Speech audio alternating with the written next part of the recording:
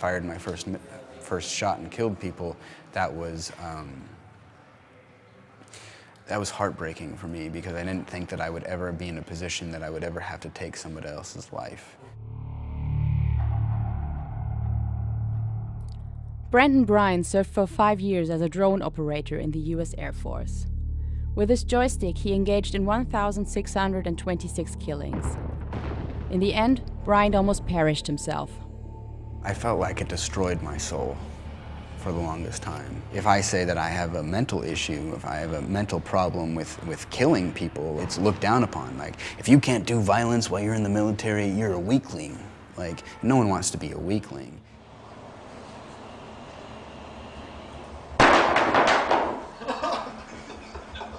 The predator job is inherently cowardly, inherently weak, but you have to make yourselves feel better. It's just a psychological mess. German soldiers could soon be threatened with similar psychological stresses. The first battle drones of the Bundeswehr will be combat ready in 10 years at the latest. The Secretary of Defense has already made her decision. For her, the advantages of using drones are as clear as day. Eine Drohne kann von oben ein weites Gelände überschauen und kann vor allem sehen, wenn unsere Bodentruppen angegriffen werden, unter Feuer geraten. Und das ist ein Riesenvorteil, ein Schutz, den wir unseren Soldaten auch gewähren sollten. While drones may be nice to provide air support for ground troops, that is not where it ends. Tausende von Menschen sind umgebracht worden mit diesen Kampfdrohnen. Wir brauchen nur nach Amerika zu schauen, was ist denn da in den letzten Jahren passiert?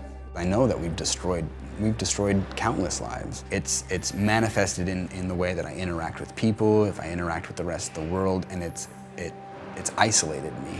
I stopped sleeping because, I started dreaming about my job. I couldn't escape it at all. I can't hide it. I can't isolate myself because it's just gonna end up me putting a bullet in my brain. What were your experiences when you spoke out? They call me a traitor.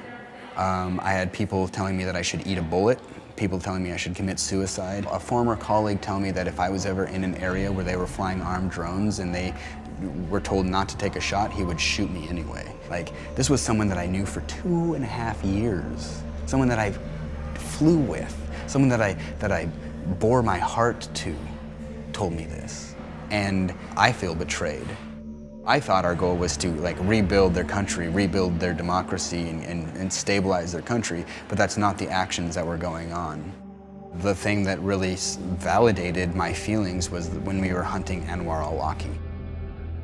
Anwar al-Awlaki was an Islamist with an American and a Yemeni passport. As one of the loudest agitators of Al-Qaeda, he became known as the Bin Laden of the internet.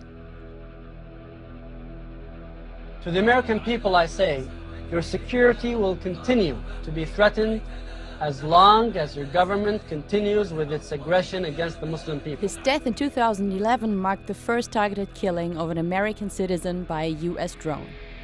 We decided to fly armed drones over Yemen and we were gonna kill him. And while we were told pretty much every day that this guy was a traitor to the United States, it was brought to my attention while we were doing this that that's a violation of the Constitution of the United States, because under the Constitution, even a traitor deserves a trial in front of a jury of his peers, and we were violating that. America's drone program doesn't just violate its own constitution, but also international law. The people that are giving us our orders, we have to trust what they're doing is right and just. We're really not given as much information as we probably should be given. We're just glorified cameramen, America's drone war wouldn't be possible without Germany.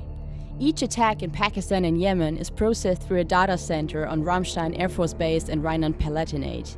The federal government in Germany doesn't want to know anything about their contribution to extralegal killings. Washington has reassured them that none of their drones are piloted from Ramstein.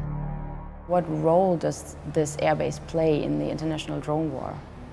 We fly them from the United States via satellite while they're overseas. Every time we launch or land an aircraft, we have to call them up. We have to call them up and say, is our signal clear? There's a fiber optics line that goes from Ramstein Air Force Base underneath the ocean to the United States, to Nevada, to Creech Air Force Base. And so all the data points, all the information that comes from the drones go via satellite to Ramstein back to the United States. There's no other hub that I'd ever called for that, like in the entire 5 years and 5 days that I was in the drone program.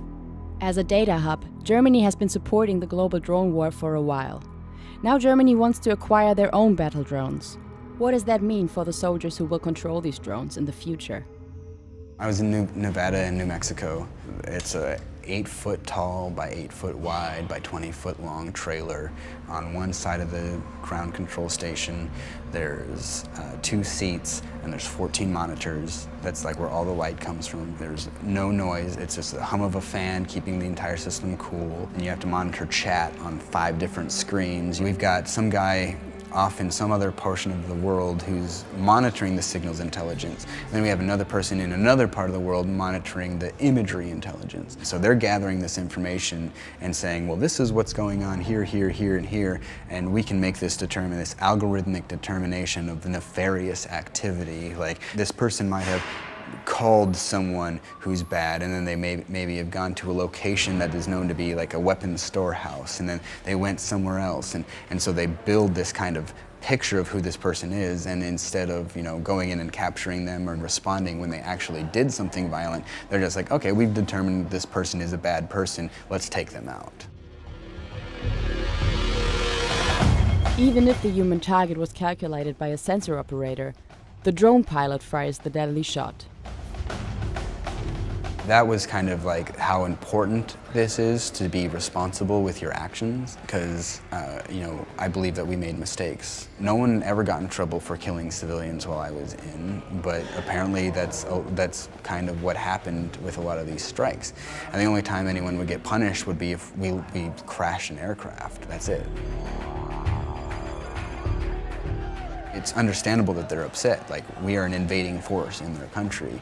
We've killed people. It doesn't matter if we've, you know, killed some Al-Qaeda guy that was some dude's brother. This guy might have disagreed with his brother's philosophy, but we killed his family, and so now he's got a blood feud against us. We invaded their country, and now they want us out, and anything that involves killing another human being is going to be dirty. Because what they don't realize is, oh, this person might be on the opposite side of the world, a different culture, but you don't value them as human. Well, then they're not going to value you as human as well. So the hidden price is we lose our humanity the more that we excuse the ability to kill another human being.